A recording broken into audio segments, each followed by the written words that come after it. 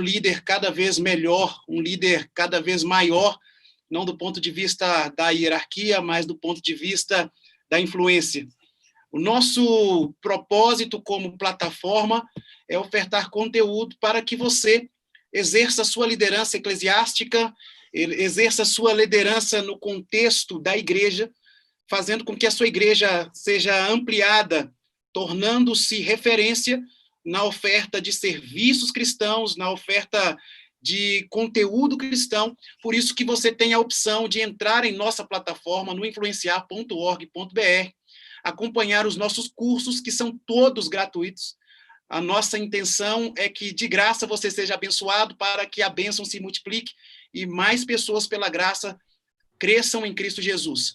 Você tem aqui a nossa grade de conteúdos, de cursos, de palestras que têm sido ofertadas ao longo da semana.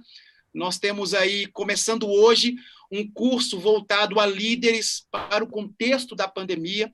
Temos hoje conosco um palestrante muito especial, que vou apresentar daqui a pouco. Na próxima quinta-feira, teremos palestras com veterinários que vão apresentar como melhorar a vida do seu pet na pandemia. Qual a importância disso?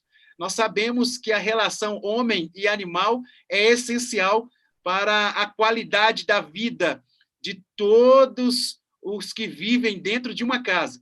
E nós sabemos que a qualidade do seu animal também é a qualidade das relações familiares. Por isso que a gente quer te dar algumas orientações para que a sua relação em casa, envolvendo inclusive o seu pet, seja de qualidade, para que fora de casa você tenha a oportunidade também de dizer que dentro da sua casa até os animais têm boa vida, boa saúde. Teremos também uma proposta muito legal de um show de talentos para a terceira idade. E aqui na nossa plataforma, que hoje atendemos um pouco mais de 10 mil alunos, nós temos diversos cursos na área de saúde, cursos na área eclesiástica, cursos de desenvolvimento pessoal, que envolve cuidado da sua voz, um curso de desenvolvimento pessoal como preparar sermões, cursos eclesiásticos na área de instrução bíblica, como pastorear igrejas em ambiente virtual, missão urbana. E nós ainda temos um conteúdo no formato de e-books, que você poderá baixar gratuitamente e já começar a estudar, já começar a ler os nossos e-books, conteúdos em diversas áreas do desenvolvimento humano, além dos nossos podcasts, que você se aprofunda, onde você estiver, poderá ouvir os nossos podcasts na área de missão, na área de relacionamentos familiares, todos os conteúdos gratuitamente abertos a você, disponíveis para você. É só clicar em nossos cursos e iniciar a sua jornada de estudos. Para esta noite, nós temos um convidado especial. Como eu disse, estamos começando uma jornada, um curso muito especial, que terá na próxima semana, na próxima segunda-feira, 3 convidados muito especiais. Teremos o pastor Ricardo Coelho, do Espaço Alfa, em Manaus. Teremos conosco o pastor Valmir Rosa. Ele é escritor do livro Igreja Essencial, está hoje atuando na Igreja Central de Cuiabá. E teremos conosco também o pastor Flávio Siqueira, da Igreja do Botafogo, no Rio de Janeiro. A intenção é que, na sequência da palestra de hoje, nós teremos estes pastores falando como tem sido a liderança para a retomada das atividades presenciais nestas diversas localidades. Nós temos um pastor do Centro-Oeste, um pastor do Norte do país e um pastor do Sudeste, onde abordarão o tema a retomada da igreja para as suas atividades presenciais, vão trazer como estão desenvolvendo, cumprindo os protocolos e, ao mesmo tempo, como estão ressignificando a sua igreja para a retomada missionária e não apenas a retomada dos cultos. Para hoje, temos um fera conosco, um amigo, conheci já há alguns anos, lá em São Paulo, no NASP, Engenheiro Coelho, e este amigo, ele é graduado em administração, mas, além de graduado em administração, também é graduado em teologia, ele também tem a sua graduação em ciências contábeis, portanto, ele já começou grande e continuou crescendo, porque a gente entende que liderança não é status, não é hierarquia, lideranças, nós entendemos aqui no Influenciar, que é uma jornada, é um foco claro em termos de propósito. E este nosso amigo, este nosso professor Derson Lopes, ele tem uma jornada muito clara, ele tem um destino e tem levado muita gente com ele para esse destino de crescimento, por isso ele está conosco no Influenciar, porque é alguém que tem tido uma influência muito marcante, pelo menos sobre mim, que já li literaturas dele, que acompanho o perfil dele, e sei que a jornada dele é tão clara que vale a pena a gente olhar para onde ele está indo e vale a pena a gente acompanhar. O professor Derson Lopes, ele é doutor em administração pela Unicamp, mestre em administração pela Unicamp também, creio. FECAP. FECAP. FECAP é? Em São Paulo, Fundação Escola de Comércio em São Paulo. Ok. Ele é vice-presidente na Aspectrum, uma empresa que talvez ele poderá falar melhor para nós, que trabalha com desenvolvimento humano, com uma proposta muito interessante para a formação de executivos. Ele também é coordenador do MBA em Liderança e Gestão de Voluntariado no UNASP. Ele é coordenador da Universidade Corporativa da Associação Paulista Central, possui diversas certificações e especializações na área de finanças, gestão de educação à distância, além das suas diversas graduações que eu já citei. Ele também tem as funções de coordenador de cursos de graduação, de cursos de docentes para a área de tecnologia. Bom, a formação dele é tão bacana que a experiência também dele é marcante. O pastor Derson foi assim que eu o conheci. Hoje ele, por opção, desenvolve atividades ligadas à instituição Adventista do Sétimo Dia, bem como outras atividades, mas eu o conheci no colégio, gerenciando a loja da Casa Publicadora. Depois nós nos reencontramos na Associação Paulista Leste, enquanto você era um gestor de projetos para a Associação Paulista Leste, algo extraordinário que, pelo menos do pouco que eu conheci, ajudava a associação a lapidar o seu foco para chegar aos seus resultados com maior satisfação. Isso é extraordinário.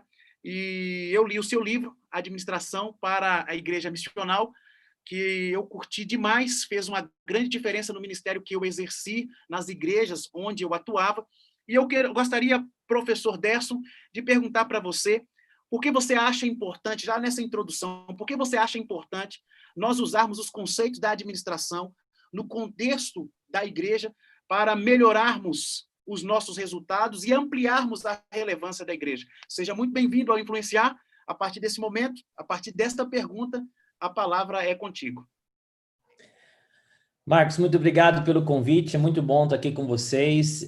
Sou um grande admirador seu e do seu trabalho, do Influenciar também. Vocês têm impactado milhares de pessoas pelo Brasil todo, isso é um trabalho notável e que tenho certeza tem transformado muitas vidas. Te agradeço muito pelo convite, por estar aqui, te agradeço pelas suas palavras bondosas aí no começo também. Muito obrigado por tudo, Deus tem dado oportunidades da gente aprender, e quando a gente aprende, acaba também ensinando, né? E isso é uma coisa muito boa na jornada e nos privilégios que nós temos. Esse livro, ele nasceu justamente da necessidade, você sabe, a gente talvez não tenha hoje no curso de teologia toda a carga de administração que, na verdade, a gente enfrenta a necessidade quando chega na hora de trabalhar, né? Seja numa igreja, seja numa escola, seja numa instituição.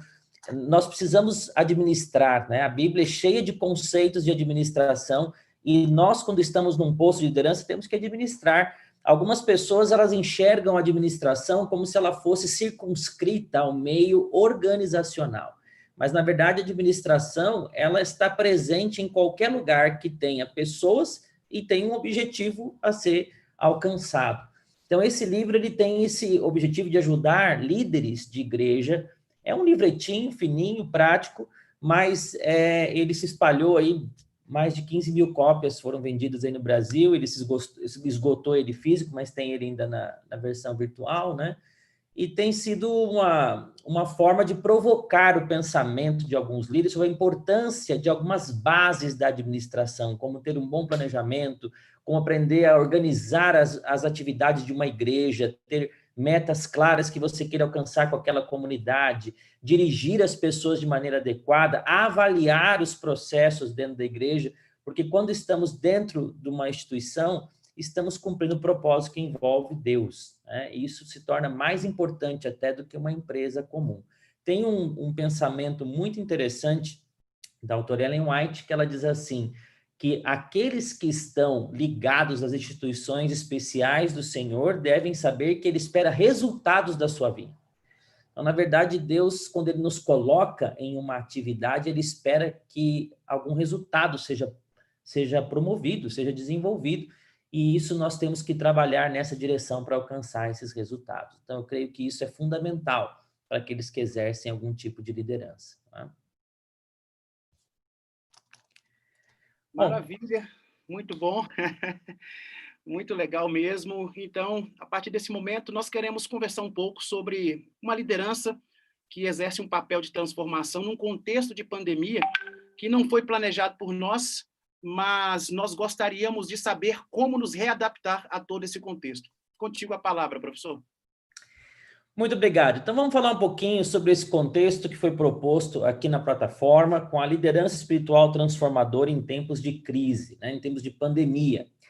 Por que eu coloquei aqui crise e não só a pandemia? Porque esses princípios são aplicados aqui na pandemia, mas depois que ela passar, outras crises virão.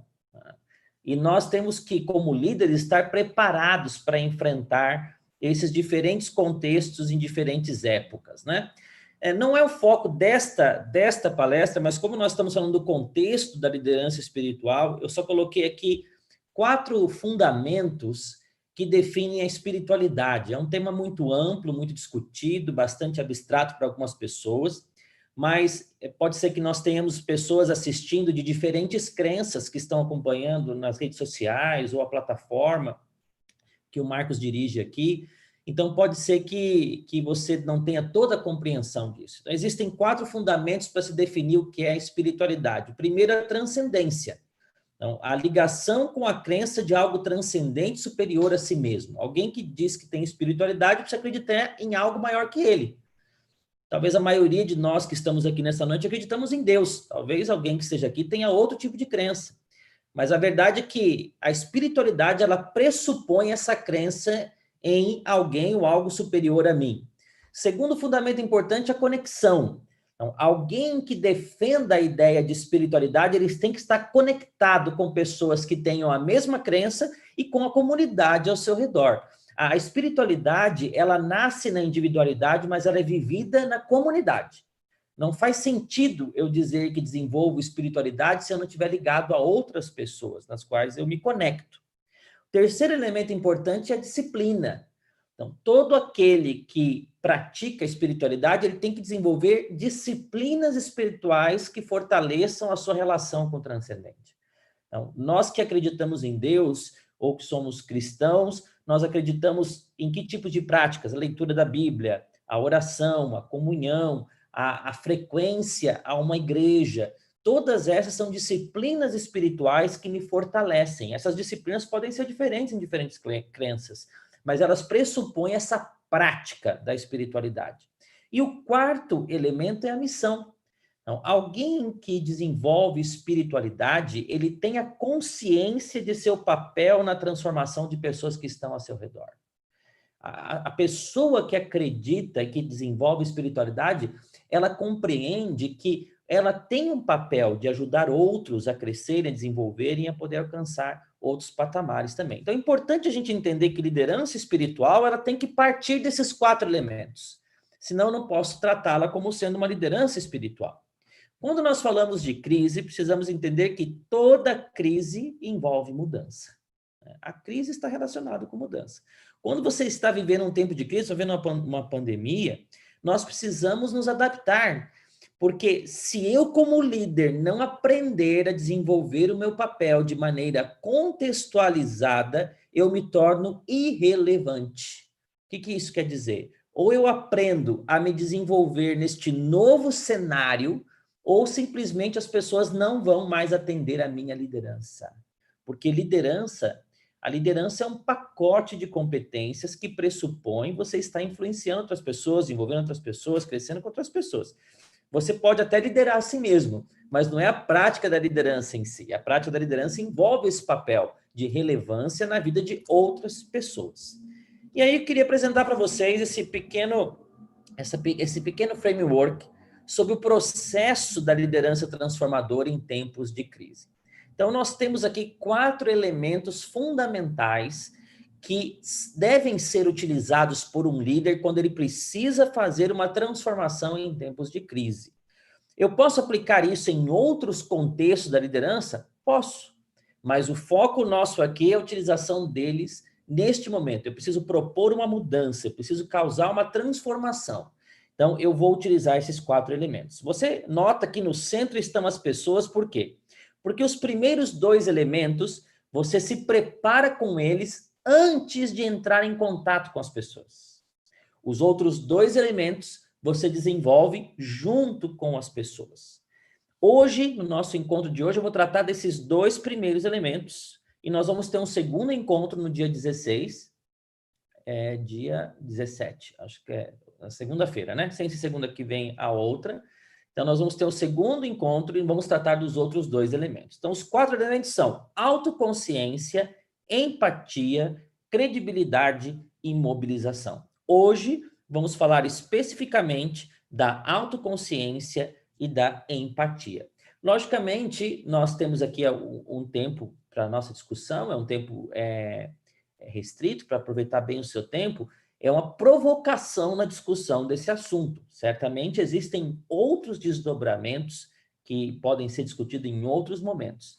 Mas o meu objetivo com você aqui nesta noite é te provocar a pensar nestes elementos, começando hoje com a autoconsciência e a empatia, ok? Vamos lá, autoconsciência. O que é autoconsciência? É quando você precisa saber exatamente por que você quer transformar e para onde quer ir. Então, se você quer começar uma mudança, se você precisa fazer uma transformação na sua comunidade, na escola que você trabalha, na empresa, na igreja que você lidera como pastor, como membro leigo, você precisa ter na sua mente muito claro esses 2 elementos, o porquê e o para onde estamos indo, para que você possa ter a consciência do seu papel dentro desta mudança. Vamos entender melhor estes elementos aqui. Eu gosto muito desse pensamento. Esse pensamento é citado por Viktor Frankl no livro dele, Em Busca do Sentido, mas é um pensamento de Nietzsche, do filósofo alemão, onde ele diz: quem tem um porquê forte dentro de si pode suportar quase qualquer como. Então, o porquê ou propósito, como em geral nós tratamos essa questão do porquê, é o elemento que faz com que nós tenhamos substância para levar a transformação adiante. Um processo de transformação, um processo de mudança, exige muita energia, exige muita dedicação, exige tempo, exige trabalho, exige abnegação de outros elementos. E se eu não tiver muito claro dentro da minha mente por que eu estou fazendo isso, eu posso perder o entusiasmo e energia durante esse processo. Eu preciso me conectar com esse porquê. Um autor bastante conhecido, jovem, recente, chamado Simon Sinek, ele trabalha com um conceito chamado círculo dourado. Então, o que é o círculo dourado do Simon Sinek? Ele diz que no centro de qualquer coisa, de uma organização, da sua vida, seja o que for, está o seu porquê. O porquê que aquela organização existe, o porquê que você existe e o porquê que você está provocando essa mudança. E depois é que a gente apresenta e desenvolve e esclarece o como as coisas vão acontecer e o que vai ser feito. A nossa tendência natural é começar pelo que e o como. Então, muitas vezes, quando você quer propor uma mudança, você reúne as pessoas com as quais você trabalha, as pessoas que você lidera, e você chega para elas e fala assim: pessoal, precisamos fazer uma mudança. É o quê? Precisamos fazer uma mudança, e por isso, a partir de amanhã, nós vamos agir assim, assim, assim, assim, que é o quê? O como. Né? Então, o que? A mudança. Como vamos fazer? Este passo, esse passo, esse passo. E as pessoas que estão ali, elas não sabem o porquê daquilo está acontecendo. E quando as pessoas não sabem o porquê, o engajamento delas é menor, porque elas não entenderam o sentido, o significado, por que elas devem processar aquela mudança. Por isso que é muito importante que no seu processo inicial de autoconsciência, você esclareça na sua mente por que você está provocando esta mudança. Por que ela é importante? Por que ela precisa ser desenvolvida? O que está causando essa mudança que faz com que ela seja totalmente relevante neste momento? E aí você precisa fazer um questionamento pessoal. O que eu realmente quero? Então, eu estou provocando uma transformação, eu estou liderando um processo de mudança. O que eu realmente quero? Essa pergunta ela é muito importante porque ela vai colocar você em confrontação com os seus verdadeiros motivos daquela mudança. Olha, é uma coisa triste de dizer, mas nem sempre nós temos os melhores motivos para a mudança. Então, eu coloquei aqui para vocês alguns exemplos de bons motivos e maus motivos que levam a uma mudança ou levam a uma proposta, uma transformação. Então, alguns, começando pelo lado direito aqui, os maus motivos. Primeiro, ego. Às vezes eu quero mudar só para fortalecer a minha imagem ali, porque eu acho que eu sou mais importante que aquelas pessoas, ou porque eu estou me sentindo afetado por alguém, então eu quero provocar a mudança. Segundo mau motivo, autoafirmação. Então, como eu sou o líder, eu preciso mostrar para aquelas pessoas que quem as direciona sou eu. Então, eu inicio uma mudança para me autoafirmar como líder e dirigente daquela comunidade. Terceiro mau motivo comum para uma mudança, para uma transformação, benefícios pessoais. Toda aquela minha proposta de mudança esconde, na verdade, benefícios que eu estou usufruindo pessoalmente em detrimento do grupo para aquela mudança.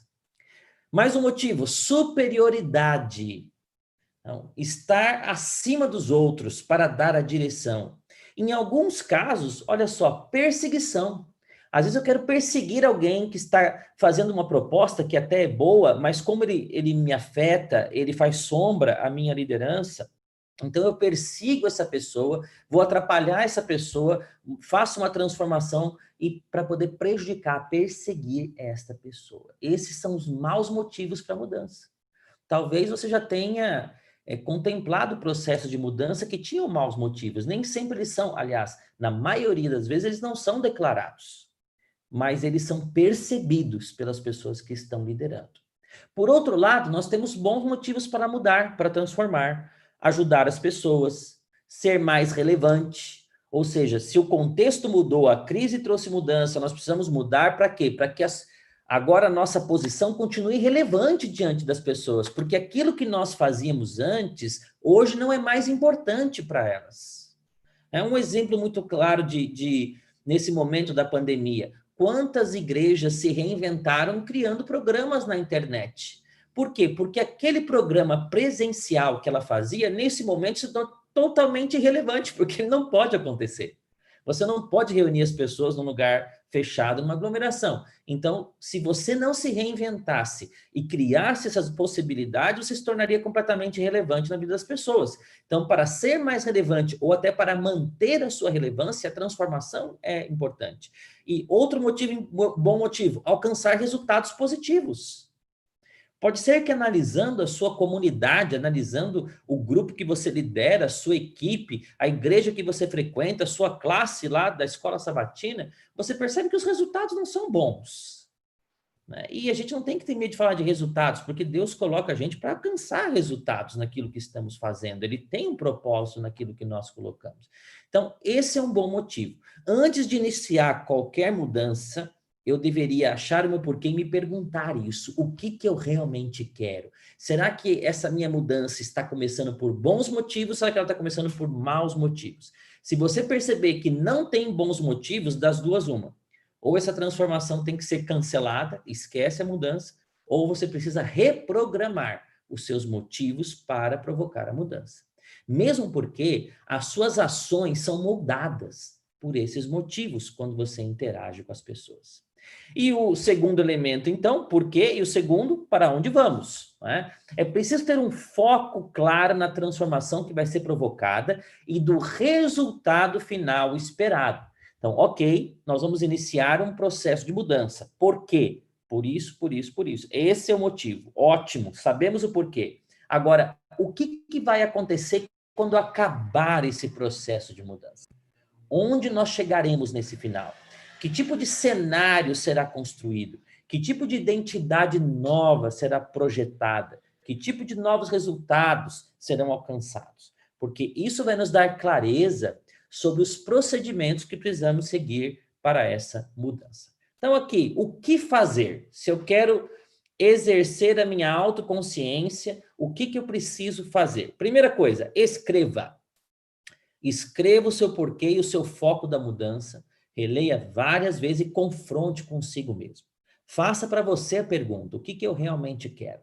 Será que eu estou com os bons motivos? Está correto isso aqui? Faz sentido esse porquê? Ele realmente está num contexto que tem que acontecer? Primeira coisa importante. Segunda coisa para fazer, teste. Então, apresente para algumas poucas pessoas da sua confiança e pessoas que sejam formadores de opinião, que tenham liderança também, que acompanhem pessoas, para que essas pessoas questionem a sua mudança. Então, quando você confronta e testa com essas pessoas, você pode perceber elementos que ainda não estão coerentes na sua proposta. Pode perceber que existem alguns elementos ali que não estão bem explicados. Então, essas pessoas vão te ajudar. Quando a gente está desenvolvendo uma ideia, na mente da gente, ela às vezes fica clara. Por quê? Porque na minha mente, eu conecto todos os elementos claramente. Só que as outras pessoas que estão me ouvindo, não. Então, eu preciso fazer esse teste. Terceiro ponto, elabore. Então, depois que passou pelo teste, por esse crivo, que as pessoas discutiram comigo, trouxeram novas ideias, esse pequeno grupo de confiança, é hora de eu desenvolver essas ideias de maneira que sejam compreensíveis para outras pessoas. Então, com a ajuda desses feedbacks, eu vou agora elaborar uma ideia que, quando eu apresentar às pessoas, elas entendam o que estão falando. Quarto elemento, vivencie. Então, a coerência é um teste de liderança. Eu preciso viver aquilo que eu estou propondo. Então, agora é hora de eu me certificar de que esses tópicos que eu estou propondo de mudança, eles fazem parte da minha vida. Se eu estou convocando essa comunidade para ser mais conectada, para utilizar as redes sociais, para alcançar positivamente outras pessoas, eu preciso me perguntar, eu uso as minhas redes sociais de maneira adequada? Eu tenho feito isso no meu dia a dia?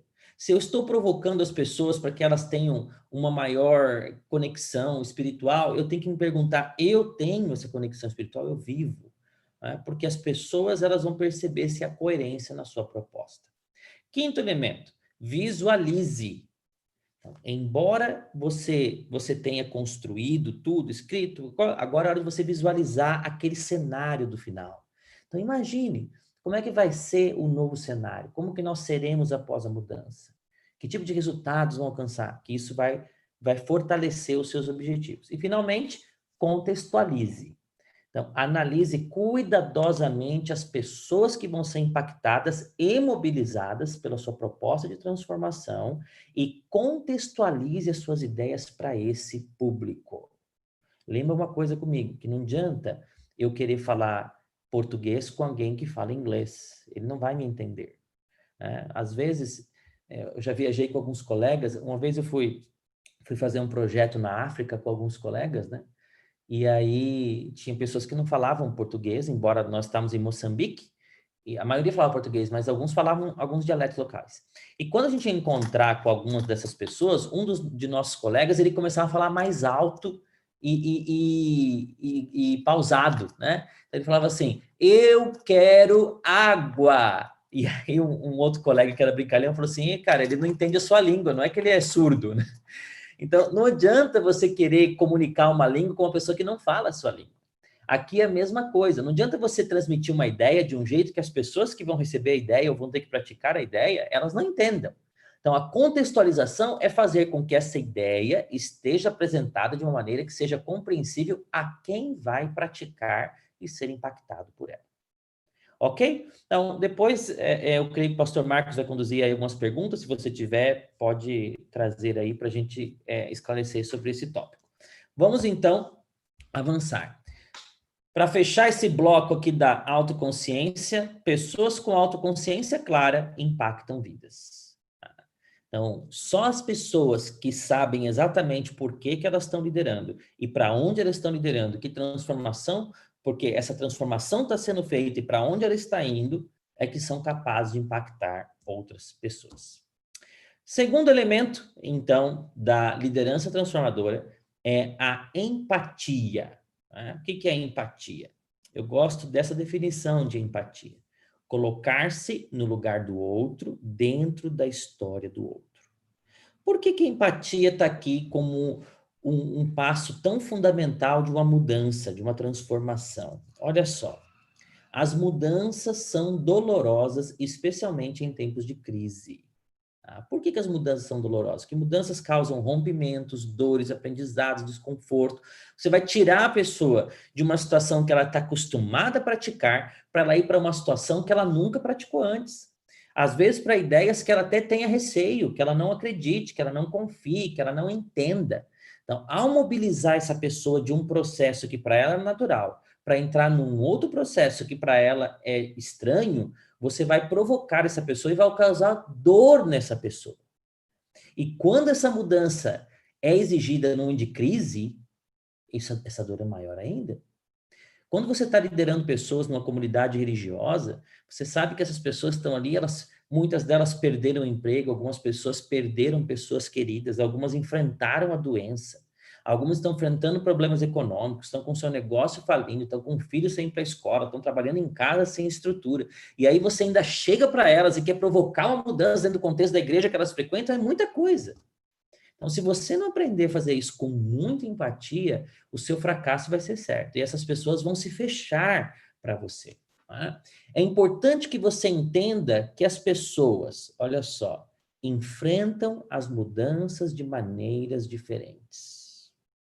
Então, umas pessoas gostam de mudanças, outros não gostam de mudança. Tem gente que muda de casa, muda de emprego, muda os móveis dentro de casa quando ele não pode mudar. Tem gente que ele faz tudo do mesmo jeito, na mesma ordem, senta no mesmo lugar na igreja quando ele vai, veste o mesmo estilo de roupa, não importa quantos anos passe, ele gosta daquela estabilidade. Então você precisa entender que muitas pessoas não vão gostar de mudança. Uns aceitam bem, até não gostam, mas aceitam. Outros rejeitam. Quando vem uma proposta de mudança, eles vão rejeitar, vão se bloquear. Por quê? Porque eles sabem que aquilo vai trazer dor. Depois, as pessoas reagem em ritmos diferentes.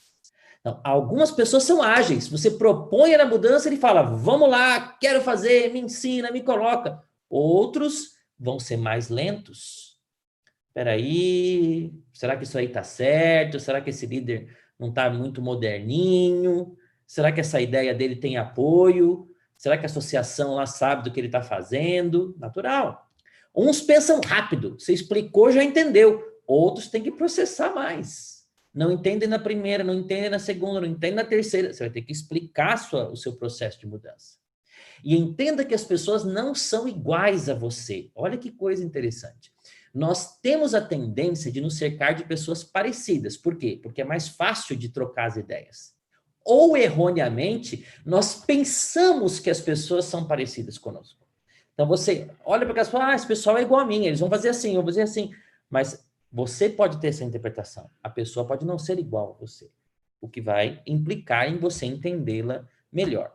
Muitos de nós já nos deparamos com essa que alguns chamam de regra de ouro, né? Trate os outros como você gostaria de ser tratado. Isso é explicado em muitos lugares, mas a grande questão é que essa regra está errada. Por que que ela está errada? Porque você precisa tratar os outros como eles gostariam de ser tratados. Isso é empatia.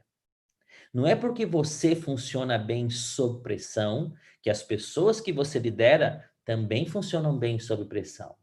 Não é porque você gosta de acompanhamento constante que essas pessoas também gostam de acompanhamento constante. Não é porque você gosta de muita informação que essas pessoas também gostam de muita informação.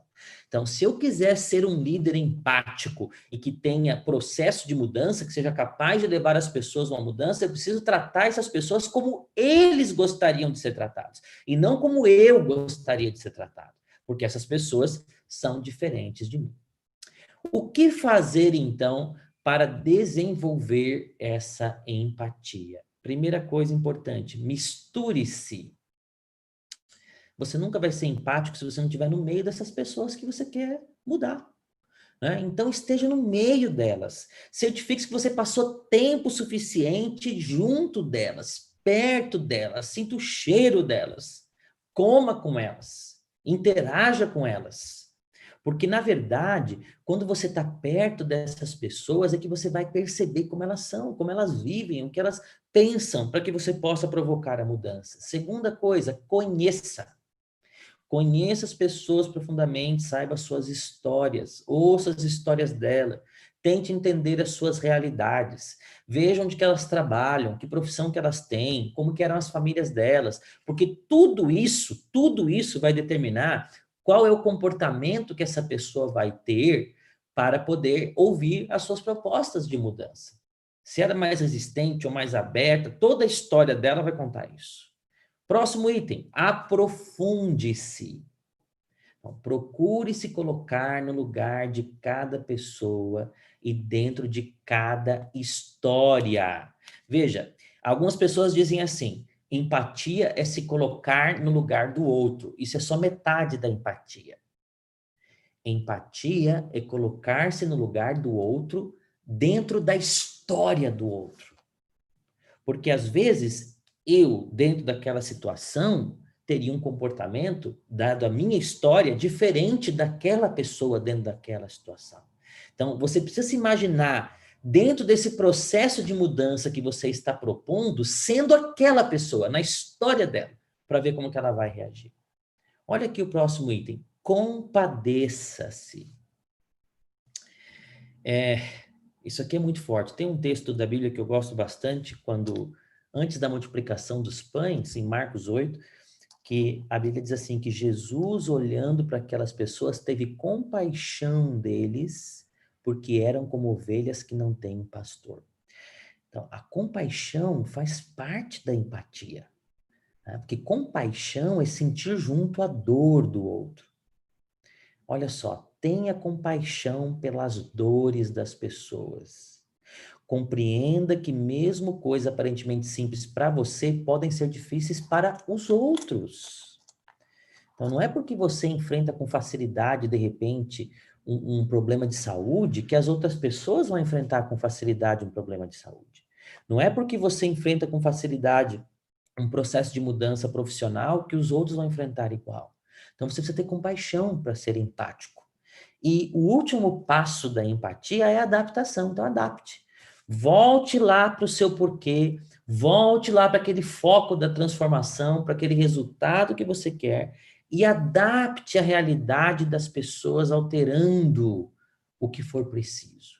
Então, olha essa realidade que agora você conhece, que você vivenciou, que você se tornou empático a ela e adapte a sua proposta de mudança. O que significa essa adaptação?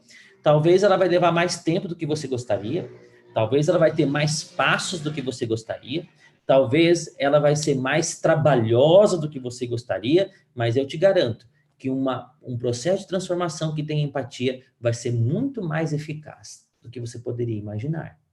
Porque essas pessoas vão ser atendidas dentro da sua realidade. Nunca diga, eu sei pelo que você está passando, porque você não sabe. Então, às vezes é comum ouvir esse tipo de abordagem, né? Ah, eu sei o que você está passando. Ah, eu perdi um filho. Ah, eu também perdi um filho. Eu sei o que você está passando. Ah, eu estou enfrentando uma doença grave. Ah, eu sei o que você está passando. Eu também enfrentei uma doença grave. Ah, eu perdi o emprego. Eu sei que você está... Não sabe. Porque por mais que você tenha vivenciado aquela situação, você não era aquela pessoa naquela situação. O máximo que você pode dizer é, eu imagino o que você está passando. Porque eu passei por uma situação semelhante e eu enfrentei assim, eu imagino, mas eu não sei o que é ser você dentro dessa situação. Então, um líder que tem impacto na mudança, ele desenvolve uma empatia tão grande para que as pessoas percebam que ele está tentando entender o que ela está passando, para que ele consiga ser efetivo na sua proposta. Então, o modelo que eu estou trazendo para vocês, ele, na primeira parte, antes de eu propor a mudança para as pessoas, eu preciso desenvolver a autoconsciência, que é o porquê e o para onde estamos indo, e a empatia, que é se colocar no lugar do outro, dentro da história do outro, para propor a mudança de uma maneira que seja contextualizada à realidade destas pessoas. No nosso próximo encontro, daqui 15 dias, vamos falar um pouquinho sobre a credibilidade e sobre também a mobilização. Pastor Marcos, Não sei se nós temos aí perguntas. Eu não consigo ver as perguntas aqui, porque ela está sendo transmitida em outra plataforma, mas o Marcos tem aí acesso e pode também ir trazendo para nós aqui. Maravilha, professor Derson. Eu anotei aqui vários insights e trouxe também algumas perguntas muito importantes e gostaria de usarmos este período agora para aproveitar tudo isso que você formou e trazer para algumas realidades que você confrontou com o que você trouxe. A primeira delas é como tornar o trabalho coletivo com exigências tão individuais, ou seja, liderar pessoas é diferente do que liderar equipes. Eu diria que liderar equipe é consequente do que de liderar pessoas, dentro da abordagem que você disse. Mas como tornar o trabalho coletivo numa circunstância como esta, de exigências tão individuais? Tem um princípio interessante que diz o seguinte: quem quer ser tudo para todo mundo não é nada para ninguém. Então, por isso que nós começamos aqui com esse fundamento, com a autoconsciência e a empatia, porque se eu não conhecer e for empático e for solidário a essas diferenças individuais, a minha liderança nunca será totalmente efetiva. Na próxima aula, quando nós falarmos sobre mobilização, eu vou trazer alguns recursos que a gente pode usar para ajudar nessa conjugação das pessoas. Mas, nesse momento, o que é muito importante a gente ter em mente é que, na verdade, eu vou dizer o seguinte, que a liderança em equipe, na prática, ela não existe. Porque cada pessoa que está ali, a equipe é composta desses indivíduos. E basta que um indivíduo desse não esteja alinhado para que ele consiga, às vezes, destruir todo o processo de mudança. Então, a liderança, ela é individualizada. Por isso que, se você pega hoje várias organizações, eles trabalham com o conceito que você não pode liderar muitas pessoas. Né? E a gente tem isso lá na Bíblia. Lá no Êxodo, o Moisés já foi confrontado por isso, pelo sogro dele, porque ele queria liderar todo mundo junto, e ele criou uma série de cadências de lideranças. E por que isso? Porque eu não consigo conhecer individualmente 100 pessoas. Eu não consigo conhecer individualmente 30 pessoas. Talvez eu consiga liderar 10, 12, 8. Então, se eu tiver esses perto de mim, conhecer cada indivíduo, liderar esse indivíduo, eles vão potencializando essa mudança nas pessoas que eles também influenciam e lideram. Muito legal. Eu tenho aqui o comentário do pastor Bertolino, quando ele disse que crescer em liderança requer investimento. Vamos tentar ampliar esta ideia de investimento que o pastor Bertolino falou aqui. Investimento financeiro. Como nós poderíamos investir dinheiro em liderança, no contexto financeiro? Como eu falei logo no comecinho, a liderança, às vezes a gente fala de liderança como se ela fosse uma competência. Né? Eu já até vi em algumas listas competências necessárias para a função tal. Aí está lá, comunicação, liderança, tá. Mas liderança não é uma competência. A liderança é um pacote de competências. E cada um de nós tem diferentes pacotes. Existem algumas competências que são fundamentais e outras competências que são personalizadas. Cada um vai ter a sua competência, o seu estilo dentro daquele processo. Então, a melhor forma de eu investir financeiramente, se eu quiser desenvolver minha liderança, é aplicar em bons materiais que me desenvolvam. Livros, cursos, palestras, né, mentoreamento, situações que possam me ensinar a liderar. Então, eu preciso ter conhecimento. Eu acho interessante que às vezes as pessoas pensam na liderança como se ela fosse meio que consequência natural das coisas e tal. Não, eu preciso gastar tempo com isso, né? Como foi comentado. E o tempo, ele é dinheiro também. Então, eu preciso separar do meu tempo. Às vezes eu preciso deixar de ganhar algum recurso financeiro se eu quiser aprimorar, para ter tempo de estudar essas coisas. E investir naquilo que é melhor. Eu li uma vez que, se você quiser saber quais são as prioridades de uma pessoa, é só você olhar onde ela gasta o tempo e o dinheiro dela. Então, se você não gasta o seu tempo e o seu dinheiro com liderança, por exemplo, você pode dizer o seguinte: olha, até gostaria que a liderança fosse uma prioridade para mim, mas não é, porque eu não gasto meu tempo e meu dinheiro com isso. E isso vale também para as outras áreas da nossa vida. Muito legal. Temos aqui um comentário do pastor Marcos Meirelles. É fundamental compreender como as pessoas reagem de maneira diferente a mudanças. Sem esta compreensão, os conflitos serão potencializados. Ele comentou isso bem no momento em que você estava falando sobre esta individualização no tratamento, para que você tenha um engajamento também individual, o que vai potencializar o coletivo, né? Eu anotei uma pergunta enquanto você falava sobre isso. E a pergunta, que corrobora com o comentário do pastor Marcos Meirelles, é o seguinte: nesse contexto da individualização, o líder que não é visto, eu diria que ele não é seguido. Como que o líder, num contexto de pandemia, ele poderia ser mais empático à individualidade?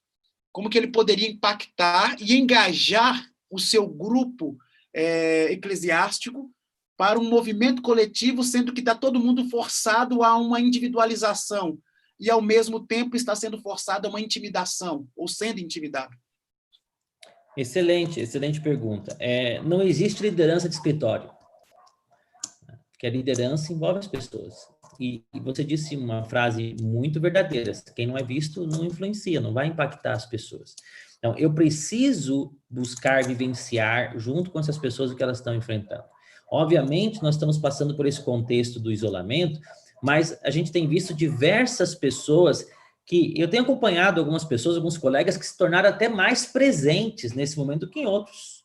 Então, aí a gente tem duas esferas disso. Primeiro, aqueles que fizeram trabalhos comunitários, foram à rua de maneira segura, com todos os equipamentos de proteção individual, com tudo, mas servir, porque as pessoas estão lá fora passando fome, estão lá fora enfrentando problemas e tudo. Então, essa é uma ação que foi muito importante. Não adianta eu desafiar as pessoas que eu lidero a fazer isso se eu não estiver fazendo junto com elas, né? Se eu também não tomei essa iniciativa.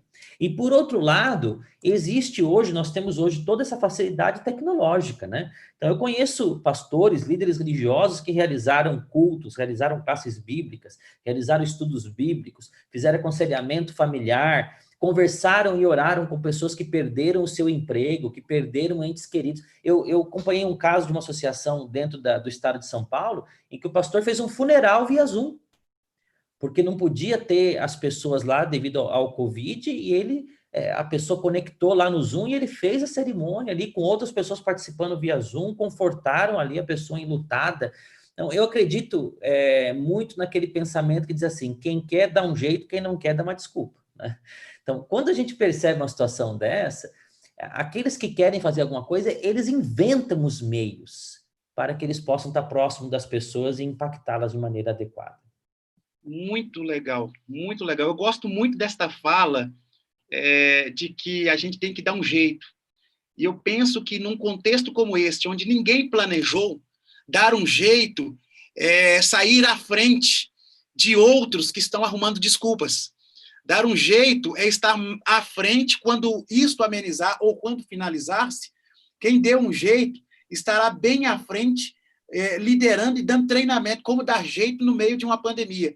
Então, isso é essencial, sua fala foi cirúrgica neste contexto aí. O pastor Valmir Rosa, que estará conosco também na próxima semana, ele escreveu, quando você também falou sobre a empatia: menos egoísmo e mais misericórdia. O interessante é que eu falava com um líder recentemente, e ele me falou o seguinte: nós temos que tomar o cuidado, porque num momento como este, instituições muito verticalizadas não conseguem enxergar aquilo que está no horizonte. E aquilo que está no horizonte é uma realidade onde a função não exerce tanta motivação ou tanta influência do que o ser humano em si. Por isso que, num contexto como este, as hierarquias elas se consumiram e as pessoas elas se tornaram mais dependentes de pessoas e não de instituições ou de posições. Neste contexto, onde o pastor fala de menos egoísmo e mais misericórdia, ele também faz uma pergunta: na liderança de um processo de mudança, numa igreja local, qual é o tamanho do prejuízo ou o benefício da rotatividade dos líderes?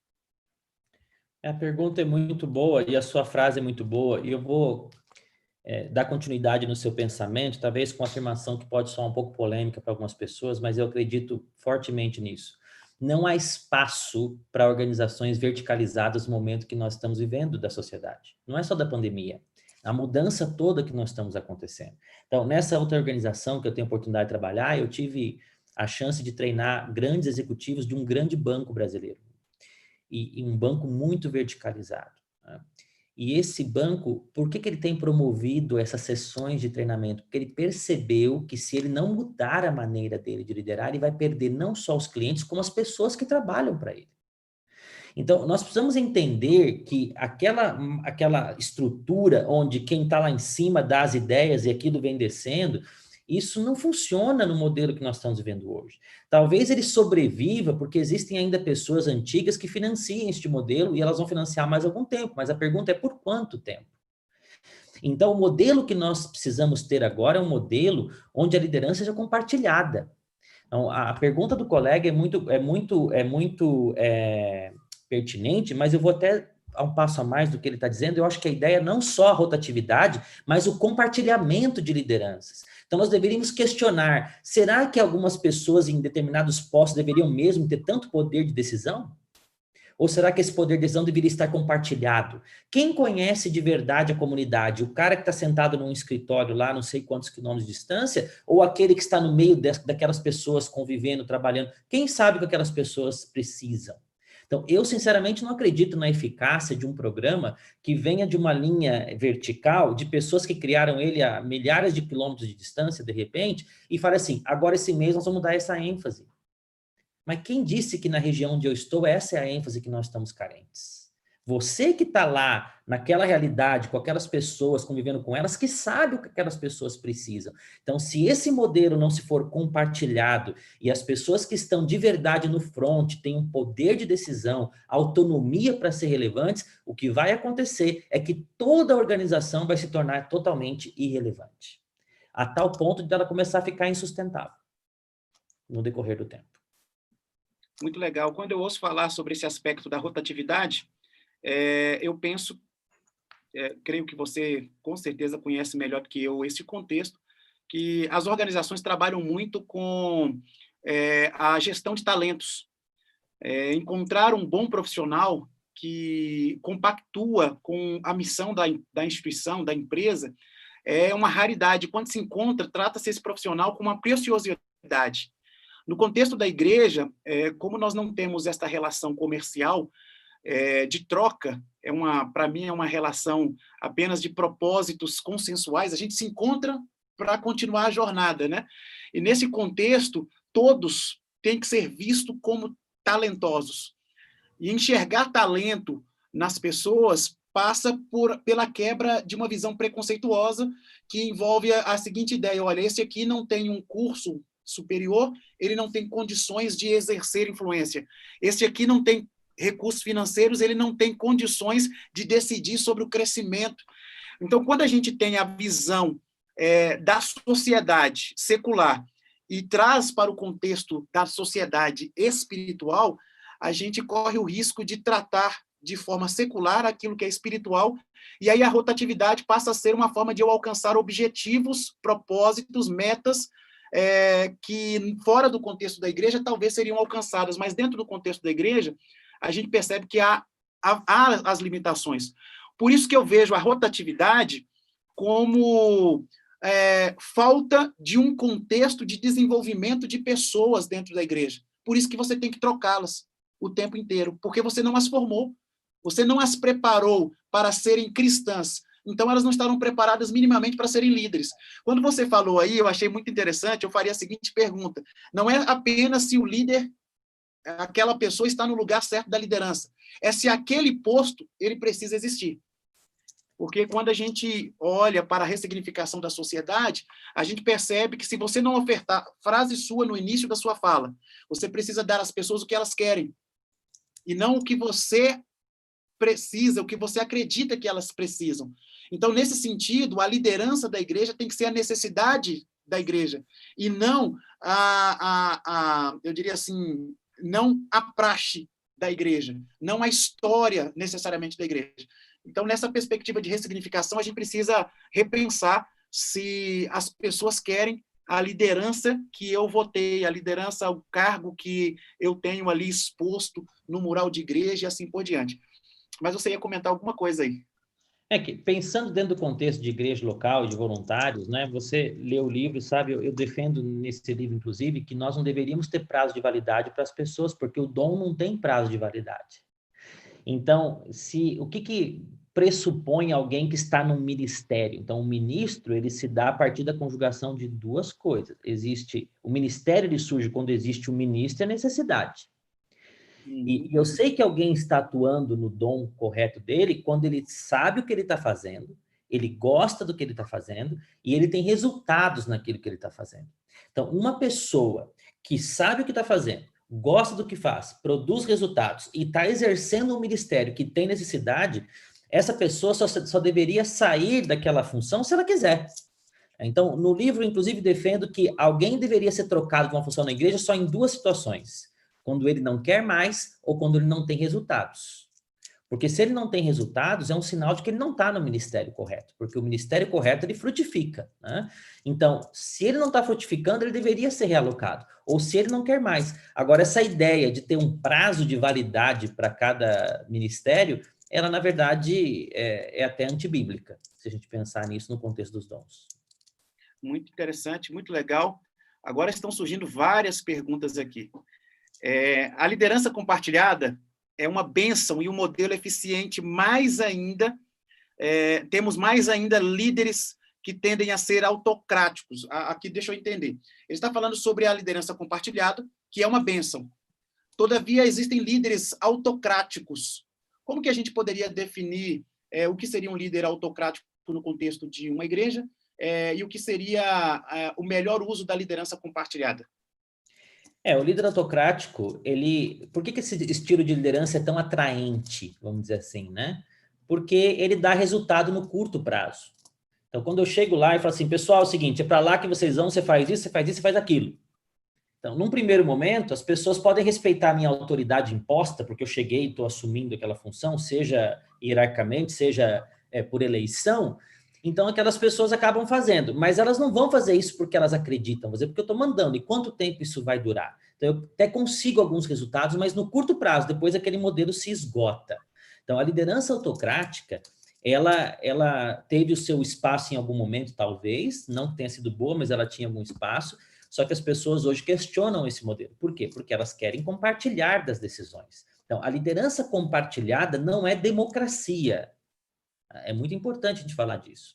Então, o líder, ele não faz votação para tudo que tem que decidir, porque senão ele não vai ser pela maioria. A maioria pode estar errada, não é isso. A liderança compartilhada é envolver todas as pessoas no processo decisório, que é muito diferente de fazer uma votação, uma questão democrática.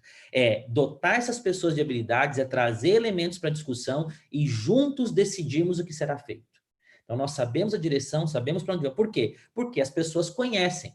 Uma coisa que me incomoda muito, que acontece muitas vezes em várias denominações e também dentro do contexto adventista com igrejas, que quando troca o pastor, todo mundo que está lá, os voluntários, eles param e ficam esperando chegar o outro. E eu não entendo isso, porque a comunidade não mudou, os líderes voluntários não mudaram, a visão da igreja continua a mesma. O cara que vai chegar depois, ele vai me ajudar a alcançar o plano que já existe. Então, quando a liderança é compartilhada, desenvolvida a visão, se o pastor mudou, por exemplo, tá tudo bem, ó, é para cá que nós vamos, está aqui, essa é a direção que nós estamos caminhando, porque essa é a comunidade que eu quero alcançar. Ninguém conhece aquela comunidade melhor do que nós que estamos aqui. Então, se eu quero ter efetividade com aquela comunidade, eu preciso ouvir e trabalhar em conjunto com quem está dentro daquela comunidade. Eu acho fantástica essa fala, porque ela impõe a necessidade de educar, porque a educação liberta. Eu diria, faria uma paráfrase, né? Conhecereis a educação e a educação vai te libertar. Porque dentro da perspectiva adventista, e nós somos uma igreja com um viés educacional muito forte, com uma proposta de educação para o desenvolvimento da autonomia dos indivíduos muito forte, não somente a autonomia para o exercício do livre-arbítrio relacionado ao processo de salvação, mas a autonomia no sentido de não ser reprodutor do pensamento alheio, seja o pensamento do líder religioso, ou seja o pensamento de qualquer outra liderança. E nesta perspectiva, eu vejo que a tendência nossa de ser autocrático, ela é a repetição, a mera repetição de um sistema arcaico passado. Não só um sistema, como uma cultura, no contexto de Brasil, onde o militarismo e outras influências mais autocráticas de uma sociedade patriarcal, por exemplo, de uma colonização eclesiástica, de uma igreja bem autocrática na sua forma de legislar a fé e assim por diante. Estou falando do processo de colonização lá de 1500 e assim por diante. Nesse processo, a gente é de uma sociedade onde o viés autocrático é muito tênue, é muito sensível, é muito agradável, é muito gostoso de se buscar, de se ter, porque nós vivemos num contexto de pessoas que querem obedecer, que querem apenas que alguém decida por elas.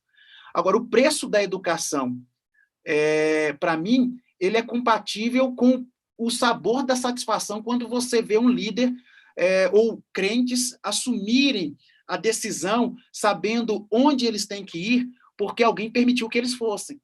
Então, eu vejo também que a liderança compartilhada, ela precisa, sim, ter um viés educacional. Ellen White tem um texto onde ela fala que toda igreja deveria ser uma escola, e aí ela faz uma série de descrições dos serviços do contexto de educação que deveria ter uma escola.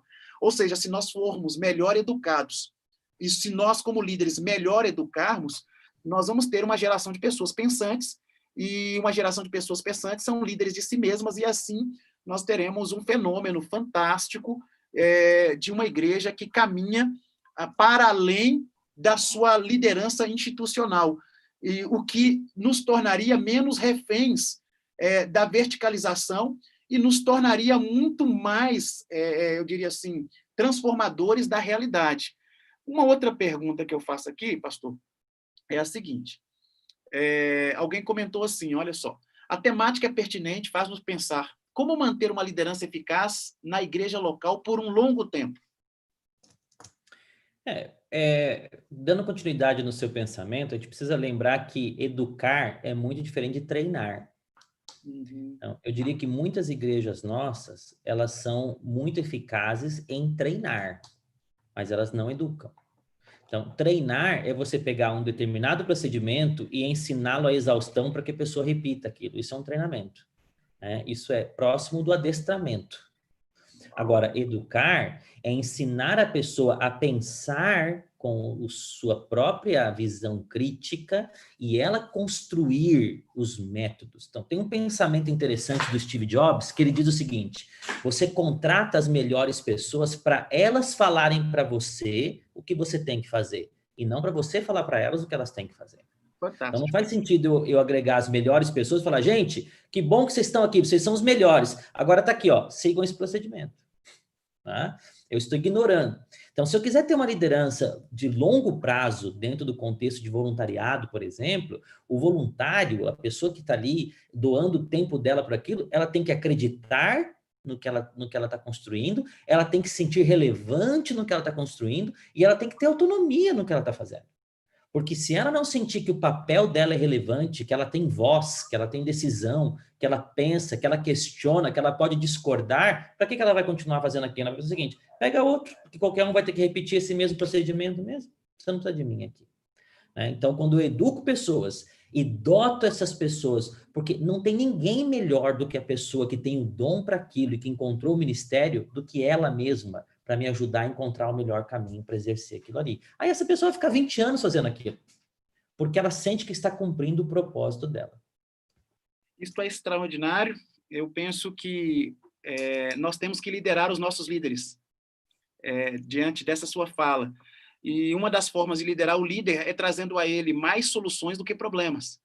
Mas para você trazer mais soluções a ele do que problema, ele precisa franquear a você a autonomia, o direito de decidir, o direito de errar e consertar os seus erros, mesmo que os prejuízos sejam grandes. Quando você tem a oportunidade de consertar, você já está até dizendo a outros que vão te substituir ou que estão te observando onde não pisar, onde não errar.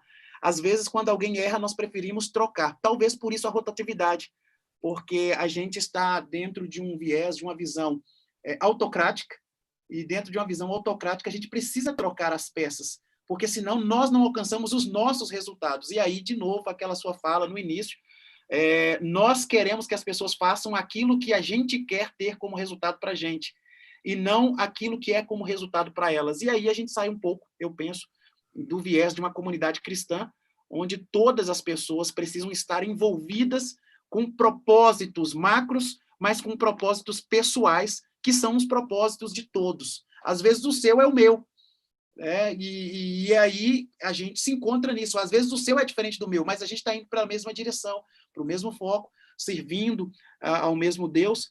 Ainda tem mais pergunta aqui. Me dê mais 5 minutos, professor, porque Claro, fica à vontade. a sua presença aqui é muito importante. O pessoal tem Alegria. comentado aqui, quando as pessoas são escolhidas segundo os dons, elas não devem ter prazo de validade para exercer o ministério.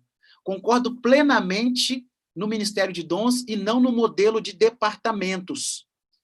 Essa é uma questão muito interessante também, que nós precisaríamos de mais tempo para conversar, e não é o propósito exato agora da gente tentar abordar, né? Mas é uma visão muito interessante, parabéns a você que está apresentando este insight.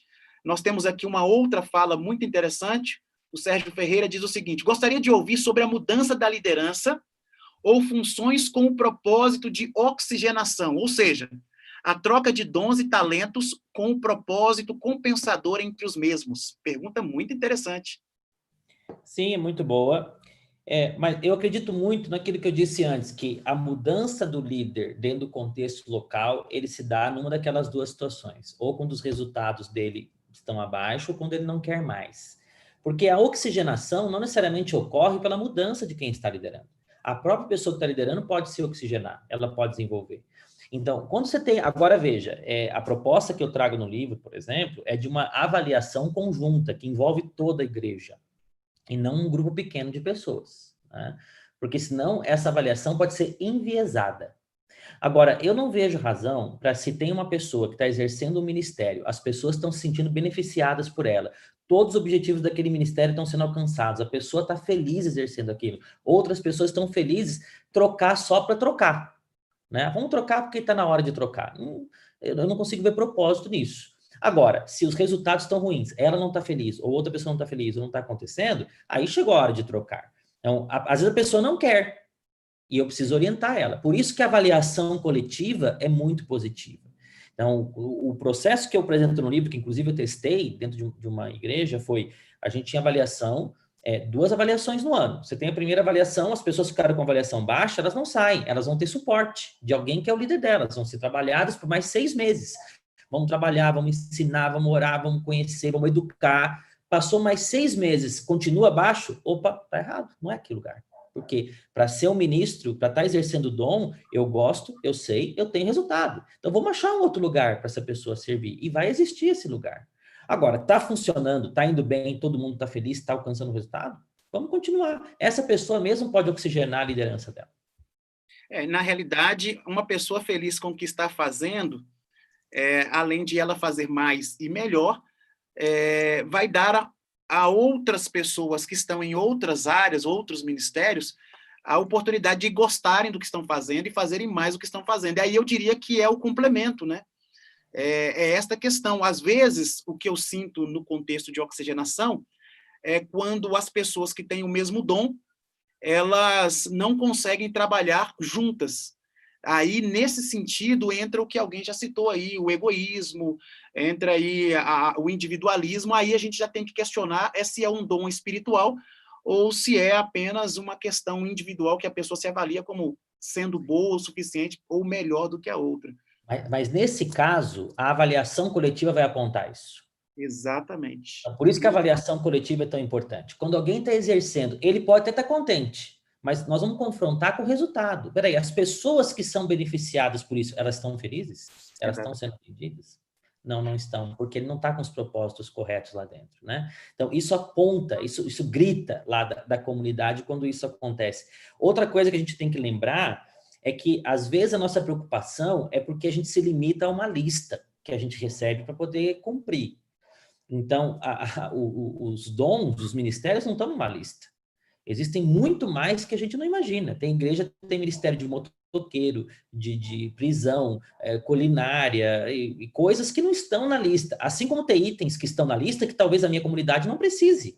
Então, eu não posso me prender àquela lista e pensar assim, eu tenho que preencher essa lista a qualquer custo e coloco alguém lá que não tem nenhuma vocação para aquilo, vai ser infeliz. Ou alguém surge com novas ideias e eu digo, não, isso aqui não está na lista.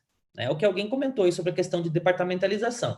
Então, é tão ruim isso que a gente trata como cargo, que é um peso. É o peso que eu coloco nas costas em janeiro e devolvo em dezembro. Agora, quando ele é um ministério, aí vão surgir tantos quantos forem necessários naquela comunidade. Legal. Eu vejo aqui que o Sérgio ainda comentou sobre a necessidade de oxigenação, até faz uma citação do espírito de profecia. Eu, particularmente, no contexto da minha liderança espiritual, eu usei o seu livro e adaptei, e eu cheguei a ter 36 ministérios em uma igreja com 150 membros. Eu consegui envolver aproximadamente 80% das pessoas ativamente em alguma coisa. Tivemos os melhores resultados em todas as áreas da igreja, os melhores resultados em todas as áreas da igreja. Resultados na área numérica e resultados na área pessoal, de crescimento espiritual, na área de família. Fui pastor por 2 anos neste contexto e não perdi um casal para uma separação, porque as pessoas se cuidavam não só se visitando, se aconselhando, mas elas se cuidavam, inclusive, pedindo ao pastor para interceder num episódio em que elas se sentiam limitadas para isso. Então, elas não faziam com que aquele contexto de desgraça da vida de uma pessoa se transformasse num contexto de fofoca. Então, elas traziam ao líder que poderia interferir para auxiliar, e nós criamos, de fato, uma comunidade. Chegou a ser um episódio tão marcante que nós adotamos uma clínica para recuperação de dependentes químicos, e houve um processo de amadurecimento dos membros que eles trouxeram os residentes daquela clínica para comer e até dormir em casa com eles. Estou falando aí de médicos, de professores universitários, de empresários que trouxeram pessoas vulneráveis e, ao mesmo tempo, com um contexto social de descrédito para comer com elas. E quando eu os indaguei, eles disseram o seguinte para mim: pastor, você falou para a gente que era para amar. Nós acreditamos no que você falou para a gente, agora a gente não pode retroceder. Então, eles confrontaram o meu discurso, confrontaram até a minha liderança, porque eles acreditaram na minha liderança e acreditaram no meu discurso. E aí eu entendi que eles foram autônomos no que eu queria que eles fossem, que é a questão do amar. Por que eu estou falando isso? Porque diante daquelas 36 líderes que nós formamos, nos 6 primeiros meses, nós perdemos cerca de 10 deles, porque eram líderes com uma mentalidade verticalizada, onde esperavam que eles fossem o centro das decisões, onde esperavam que eles fossem o centro dos aplausos e queriam concentrar a igreja para aquilo que acontecia dentro do prédio. Como a igreja se tornou maior fora do prédio, aquilo que acontecia dentro do prédio não se tornou aquilo que tinha o maior valor. Então, as pessoas que se concentravam dentro do prédio tiveram seu ego ferido. E com o ego ferido, foram elas as primeiras que declinaram das funções de liderança. E aí nós perdemos função de liderança no contexto do prédio, mas nós aumentamos o contexto de liderança para a parte externa. Com isso, nós aumentamos batismos, nós aumentamos visibilidade, relevância da igreja. Foi quando a igreja ela foi referenciada pela prefeitura como sendo uma instituição de benefício social para a cidade. E dentro desse contexto, desta fala, eu imagino que a oxigenação é exatamente nesse contexto que você está falando. Porque quando o coletivo ele é imperativo, é a igreja. Exato, ele quer dizer, né? Exatamente. Agora, quando o individual ele é imperativo, ele se torna imperador, e a igreja não tem espaço para isso. E aí esta pessoa, de fato, precisa dar oxigenação para a igreja. Por melhor que seja esse líder em termos de habilidades, ele tem que ter espaço, porque se ele não der espaço, a igreja não vai conseguir pensar, falar, dialogar, ela vai ser intimidada. E aí, então, eu vejo a oxigenação nesse sentido e vejo a oxigenação, de novo, no sentido do que você fala.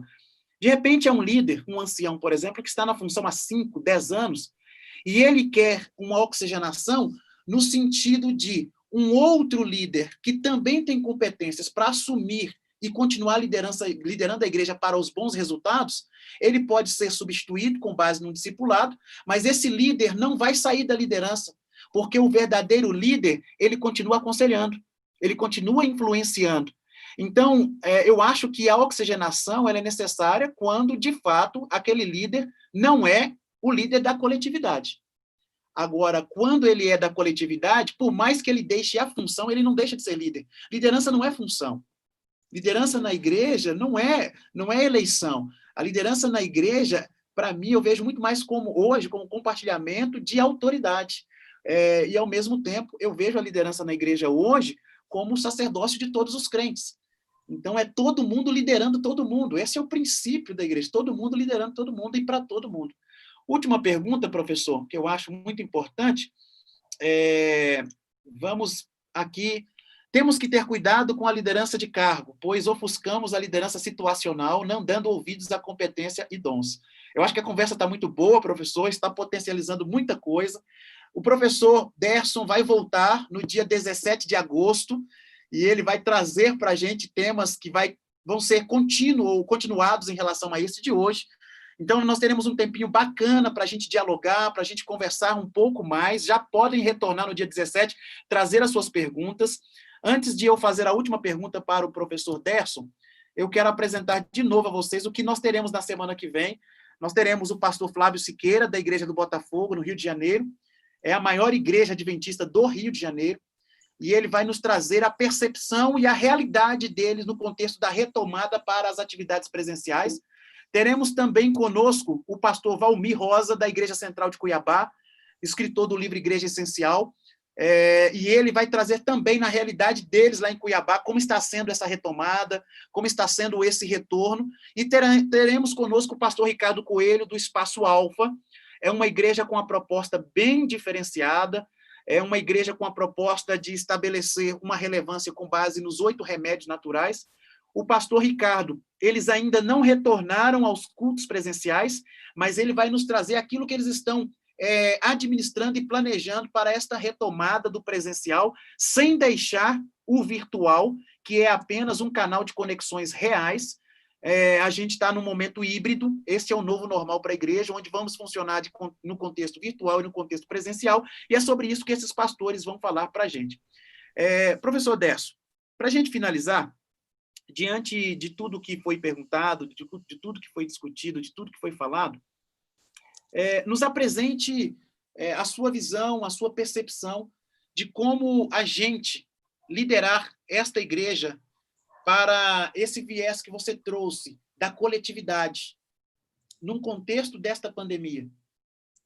Como tornar coletivo, sendo que algumas pessoas preferem dizer, o pastor faz por nós, deixa que o pastor decide por nós. Como que os nossos amigos que nos acompanham podem tornar coletivos os comportamentos, as decisões da igreja, e, ao mesmo tempo, como os membros que estão nos acompanhando, eles podem participar desse processo. Porque, às vezes, a gente espera tanto que o pastor seja o ícone, aquele que idealiza, que começa o processo, mas nós, enquanto membros, também podemos ter uma participação essencial. É uma excelente pergunta, e a gente precisa lembrar que a ideia de separação entre membresia e clero é uma ideia que vem da Idade Média e que não faz sentido dentro do nosso contexto do Evangelho, né? Quando nós estudamos a Bíblia, nós vemos que o que faz sentido é o ministério de todos os crentes. Então, eu diria, para quem é membro, ele tem que entender o seguinte: ele não está ajudando a igreja quando ele trabalha, ele não está ajudando o pastor. Eu já vi alguns fazerem piadinhas maldosas, dizendo assim, a igreja é um lugar onde paga 1 e 300 trabalham, não sei o quê. Essa é uma visão deturpada do evangelho, né? Quando eu trabalho na igreja, eu não estou ajudando ninguém. Quando eu trabalho na igreja, eu estou exercendo o meu ministério. E eu preciso entender que no contexto bíblico não existe igreja de assistente, de membro assistindo, né? De telespectador de ali. Não existe isso. Eu tenho que ser um ministro. Quando eu entro na igreja, eu tenho que achar meu ministério. Você falou de um número fantástico que você alcançou, de 80 pessoas integradas na igreja. Infelizmente, a média das igrejas hoje é de 13%. Então, se nós acreditamos que a igreja é o corpo de Cristo e 13% dela está em atuação, então a igreja está na UTI. né? Porque se 13% do seu corpo funcionasse apenas, você estava internado no hospital. Então, para quem é membro, precisa entender o seguinte, o ministério, eu não vou à igreja para receber, eu vou à igreja para exercer o ministério que eu tenho responsabilidade diante de Deus, como cristão. Agora, para o pastor e líder, ele também tem que imaginar o seguinte, às vezes nós gostamos de cultivar essa visão porque nós nos sentimos necessários. Porque as pessoas ficam atrás de nós, porque elas ligam para nós, porque elas querem que a gente faça as coisas, e eu me sinto num patamar superior. Quando, na verdade, eu tenho que entender que, como pastor ou como membro, o meu peso diante do evangelho é o mesmo. A única diferença é funcional de dedicação exclusiva. O pastor recebe para isso e o membro não. Agora, ambos estão exercendo o seu dom espiritual de igual responsabilidade. Então, eu não posso alimentar esse sentimento de separação de classe para dizer que eu estou acima espiritualmente e aí depois eu reclamo quando as pessoas cobram de mim mais.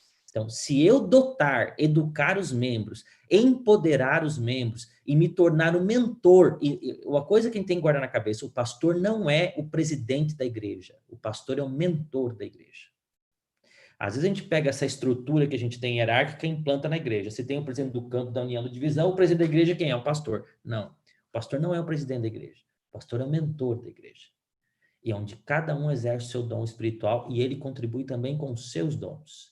Então, quando o membro desenvolve a ideia de que eu não estou lá para receber, mas para servir esse ministério, e o pastor entende que a função dele é mentorear as pessoas para que elas exerçam seus dons espirituais e não dirigi-las, não presidi-las, então nós vamos vivenciar a comunidade evangélica que Deus imaginou. Você pega o próprio contexto do livro Beneficência Social, de Ellen White, onde ela fala da igreja colmeia, onde cada um fazia a sua parte, desenvolvia, e coletivamente cresciam naquele trabalho. Então, eu creio que é isso que Deus espera das comunidades religiosas. Nossa, que legal. Uma coisa que me veio à mente na sua fala é que, às vezes, a gente faz uma interpretação equivocada da relação pastor-ovelha, na literalidade do cuidado de ovelhas animais. Em que sentido? O pastor de ovelhas, ele exerce uma função de cuidado. Todavia, a função de liderança é exercida de uma ovelha sobre outra ovelha, porque é uma questão de identificação. Então, a gente precisa ter essa sensibilidade também de ser pastor de ovelhas enquanto cuidado. E aí, trazemos todo esse contexto de empatia que você falou tão bem aí, para esta relação. E aí, o contexto de liderança, a gente tem que se tornar ovelha com as ovelhas. E entender, inclusive, que no contexto de uma comunidade, algumas ovelhas vão nos liderar e até nos pastorear. Há ovelhas que pastoreiam o pastor. E nesse sentido também, aí eu vou lembrar de novo, porque de fato eu fiz um uso muito bacana do seu livro, inclusive com relatórios, com planejamento, com métricas ali, onde eu tinha um grupo de gestores, planejadores do que iria acontecer. Por que eu criei aquele grupo? Eu tinha na minha igreja pessoas com uma formação em planejamento e administração que as colocavam como referência na sociedade. Então, não era a minha habilidade ou o mínimo que eu estudei de administração que traria para a igreja um crescimento exponencial, que é o que eu queria para aquela igreja. Mas eu permitir que aqueles membros formassem um grupo gestor, eles fizeram o planejamento da igreja, e o que eu fiz foi mentoreá-los, inserindo naquilo que era a frieza administrativa, a riqueza e o calor espiritual da minha formação religiosa, da minha formação teológica. E aquilo deu certo. Foi como fogo em pólvora. Por isso que em 2 anos de trabalho nós tivemos um crescimento exponencial numa igreja onde se batizava 10 pessoas por ano, nós passamos a batizar 45 pessoas por ano. E não foi um batismo na base de projetos baseados em agenda. Foram batismos baseados nos relacionamentos que as pessoas foram construindo com outras pessoas que queriam estar onde elas estavam com Deus a quem elas serviam. Então, nesta perspectiva, eu vejo que a gente precisa reinterpretar, ressignificar esta ideia da relação do que é o pastor e do que são as ovelhas. E aí uma fala que eu achei muito importante sobre a oxigenação aqui, eu achei muito legal. O Marcos Meirelles, é um pastor também aqui da Igreja do Progresso, ele falou o seguinte, que uma forma de produzir oxigenação é esse processo de avaliação. E você também comentou, né, que quando você faz a avaliação, o próprio líder, ele pode mudar a sua atitude. a sua forma de liderar. E isso já produz uma oxigenação para a igreja. Aí você diminui essa questão de rotatividade para que você tenha uma rotatividade na forma de pensar e não nas pessoas que estão ali trabalhando. Não estamos dizendo, obviamente, que a rotatividade ou a oxigenação na troca de funções ou de líderes não seja necessária. Só estamos dizendo que ela não pode ser prioritária, que a gente troque, como você mesmo disse, por trocar, né? Eu quero agradecer a você. Por aí. Eu quero agradecer a você e eu quero reforçar, de novo, a gente acabou ficando nesse item da oxigenação, porque eu entendi muito bem a fala do Sérgio. O Sérgio é um obreiro que eu conheço, uma pessoa muito bem preparada, muito maduro como líder de igreja, e eu entendo a preocupação dele. E, de fato, quando ele se preocupa aqui, ele fala sobre as possíveis sequelas quando há uma perpetuação na liderança. De fato, eu vejo muitas sequelas nisso, inclusive sequelas positivas em alguns aspectos. Agora, como estamos tratando de igreja local e não de instituição, eu penso que a nossa avaliação quanto ao rodízio é diferente, até porque, enquanto instituição, a igreja tem os seus procedimentos para providenciar o rodízio na forma como ela entende ser a necessidade da sua oxigenação. Como a gente está discutindo mais a questão da liderança no contexto da igreja local, a gente não pode fugir ao sacerdócio de todos os crentes. Né? A gente não pode fugir àquilo que é bíblico, senão a gente torna a igreja local numa instituição e ela não existe para isso. E se ela se tornar isso, numa instituição, ela perde sua relevância, perde seu sabor, e nem nós mesmos teremos prazer em atuar na igreja, numa igreja assim, ou nós mesmos não seremos úteis a elas. Né? Teria uma palavra final, um comentário, alguma... É importante nós entendermos só que tudo começa com a gente, né? Quando eu avalio os meus motivos pelo que eu estou fazendo as coisas, quando eu sei exatamente onde estamos indo e eu estou junto com as pessoas, eu consigo encontrar esse meu papel relevante. E aí, lembrando do comecinho, onde nós falamos das disciplinas espirituais, a minha comunhão com Deus vai revelar os caminhos que Deus tem para cada um de nós. Amém. Professor Derson, você pode nos dirigir em oração? Muito Claro. Obrigado por sua participação. Até daqui 15 dias. Eu percebi que o pessoal agora começou a despertar ali com insights. Isso é muito bom. Eu fiz questão de ler vários comentários aqui, porque, de fato, eu quero tornar esse ambiente aqui o mais coletivo possível, mesmo que seja virtual. E é legal quando a gente tem essa participação do pessoal comentando. Eu percebo que é um desejo por melhorias, é um desejo por ampliação, por relevância, e aqui o Influenciar é um espaço para diálogo, é um espaço para conversas, e a gente quer ter esse espaço sempre aberto. É por isso que na segunda-feira que vem nós teremos mais um espaço aberto para diálogo, e depois, quando você retornar, nós teremos mais um espaço aberto para diálogo. Então, os amigos podem vir, podem trazer as suas perguntas, e a gente quer dialogar. Nós não somos donos da verdade. O que a gente quer aqui é, de fato, sermos libertos cada vez mais, e que juntos, nesse diálogo, a gente vai se libertando, inclusive de equívocos eclesiásticos e equívocos na liderança, na forma de liderar. Deus te abençoe, muito obrigado. Por favor, nos dirija em oração. Vamos orar. Senhor Deus, obrigado pela oportunidade que o Senhor nos deu de aqui refletirmos sobre a liderança e sobre o nosso papel como ministros dentro da sua igreja. Venha, ó Pai, nos orientar, nos ajudar e mostrar para nós o caminho que o Senhor tem para cada um de nós. Que, independente de quais sejam nossos sonhos, nossos planos, nossos projetos, que nós possamos sempre estar abertos para ouvir a sua voz e que possamos seguir a sua orientação e assim exercer, ó Deus, o nosso sacerdócio nesse mundo, cumprindo o propósito que o Senhor determinou para cada um de nós. E seja com cada um desses que participaram, os que vão, porventura, assistir depois. O Senhor esteja abençoando a liderança de cada um. Abençoe também o pastor Marcos na liderança desse projeto sempre, das suas igrejas, sua família. E esteja conosco, o que pedimos por Jesus. Amém. Amém. Muito obrigado, professor. E até daqui 15 dias. Obrigado. Tchau, tchau.